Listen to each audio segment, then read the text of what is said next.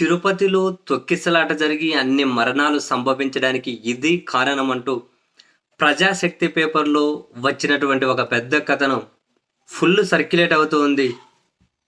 దాని మీద ఇంకా ఎవరు స్పందించినట్లయితే నేను చూడలేదు. ఆ కథనం ఏంటి?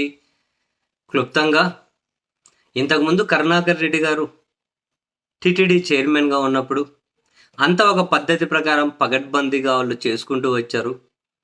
కానీ వీళ్ళు మాత్రం ఏకాదశి వస్తూ ఉంది అని, దానికి టోకెన్లు ఇస్తాం, ఆధార్ కార్డులు తెచ్చుకోండి అని నలువైపులా ప్రచారం చేశారు సమీక్షల పేరుతో. అందరూ ఆధార్ కార్డు తీసుకొని రండి అని ఎక్కడెక్కడే వాళ్ళను ఇక్కడ కొన్ని కేంద్రాలు ఏర్పాటు చేసి పిలిపించారు. జాతీయ రహదారికి దగ్గరగా ఉంది రామానాయుడు స్కూలు. ఆ స్కూల్ దగ్గర ఎక్కువ మంది వచ్చారు.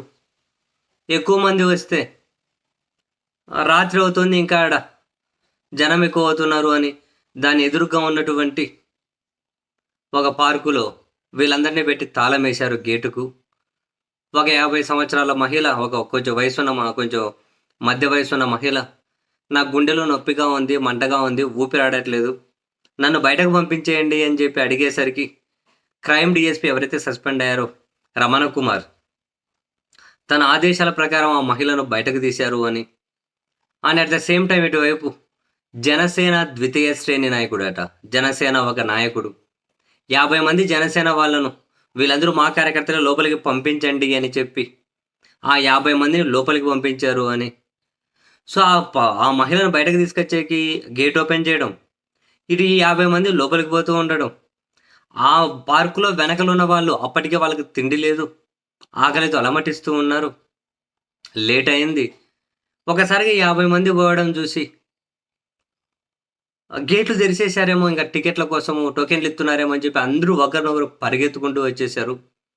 ఆ విధంగా తొక్కిసలాట జరిగింది, చనిపోయారు. అండ్ అక్కడ తొక్కిసలాట జరిగి అంబులెన్స్ కాల్ చేస్తే 45 నిమిషాలు అంబులెన్స్ కూడా రాలేదట. 45 నిమిషాల సేపు.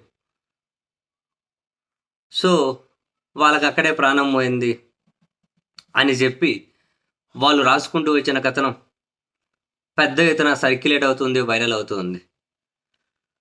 మన జనసేన నాయకుడు ఎవరు? ఆ జనసేన 50 మంది కార్యకర్తలు అంటే ఎక్కడి నుంచి పిలిపించుకొని వచ్చారు? ఇదేమన్నా కమర్షియల్ ఆస్పెక్టా? ఈ వివరాలు కూడా బయట జనానికి తెలియాలిగా. తెలిసే అవకాశం ఉందా? మరి వాళ్ళ ముఖ్యులు ఎవరైనా స్పందిస్తారా? చూడాలి. మరి లోపల ఒక మహిళ ఊపిరాడట్లేదు అని అంటే బయటకు పంపించే గేటు తెరిచారట డిఎస్పీ రమణ్ కుమార్ ఆదేశాలతో. ఆ టీటీడీ చైర్మన్ ఏమో గేటు డిఎస్పీ ఎత్తేశారు, ఒకేసారి అందరూ వచ్చి దొబ్బుకునేశారు అని చెప్పి అయితే ఆయన చెబుతూ ఉన్నారు. లేదు, దీని వెనకల ఈ కోణం ఉంది అని చెప్పి ప్రజాశక్తి కథనం అయితే చెబుతూ ఉంది. ఏమో ఇక.